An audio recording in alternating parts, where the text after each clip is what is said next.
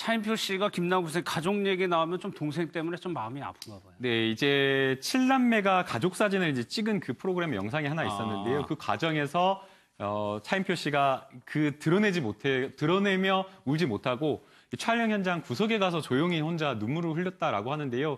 왜 이제 눈물을 흘렸냐라고 이렇게 물어보니까 이 형제들과 가족 사진을 찍어야겠다라고 생각을 했는데 그때 생각했을 때는 이미 동생이 없었다라는 겁니다. 그러면서 있었으면 다 같이 찍었을 텐데라고 하면서 눈물을 흘렸다라고 하고 있고요.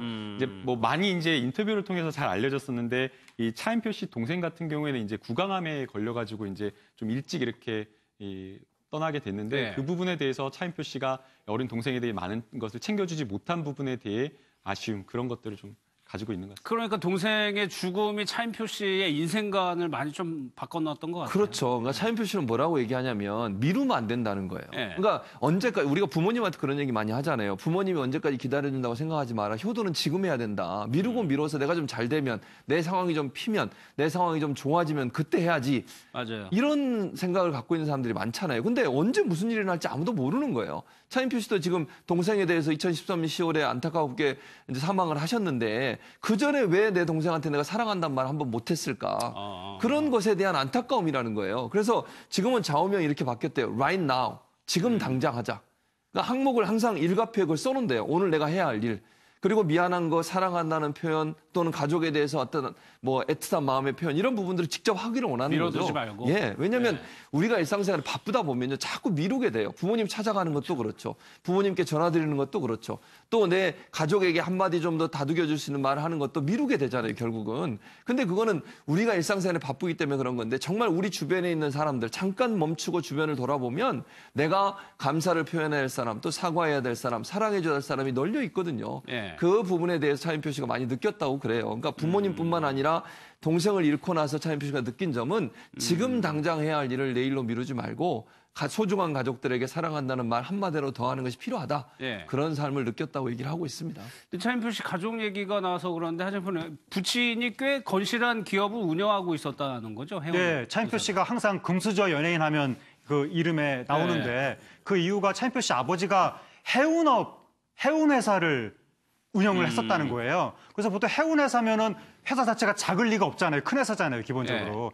옛날에 만약에 해운회사 계속 이어받아서 지금까지 키웠으면 대기업이 됐을 수도 있는 것이고. 그런데 그 차인표 씨가 사람들이 놀라게 생각을 하는 것이 삼형제인데 형, 차인표 씨, 동생 그렇게 삼형제가 있는데 보통 아버지가 그런 사업체를 운영을 하면 서로 경영권을 물려받겠다고 막 다툼을 하고 그렇게 많이 할 텐데 삼형제가 모두 다 경영권 물려받지 않고 차인표 씨가 한 말이 그 회사에 대해서 잘 아는 사람이 이 업종을 운영을 해야지 우리같이 잘 모르는 사람들이 덜컥 물려받는 것이 무슨 의미가 있겠느냐. 이건 도리가 아니다. 그렇게 판단해서 삼형제가 다 물려받지 않았다는 게 굉장히 요즘 같은 세상에 경영권 때문에 막 형제 난이 일어나고 이런 세상에 미담으로 알려지는 거죠. 그 당시에 이제 이 말이 정말 그 해운 업계에서 화제가 되었었는데요. 왜 그랬냐면 이 차인표 씨의 아버지가 이 회사의 창업주였습니다.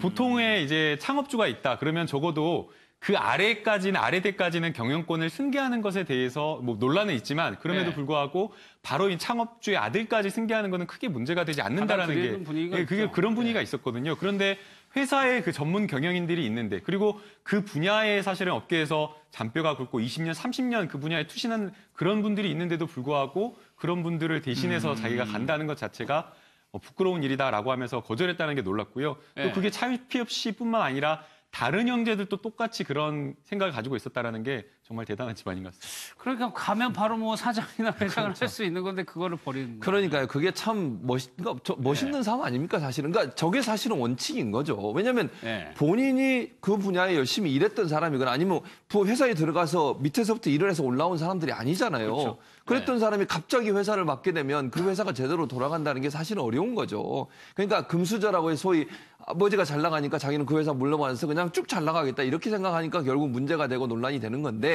이 세 분을 보면 그런 모습을 스스로가 거부하는 거잖아요. 우리는 전문가도 아니고 이 회사를 운영할 수 있는 능력도 갖고 있지 않으니 전문적으로 잘할 수 있는 사람한테 물려주는 게 맞다고 본다.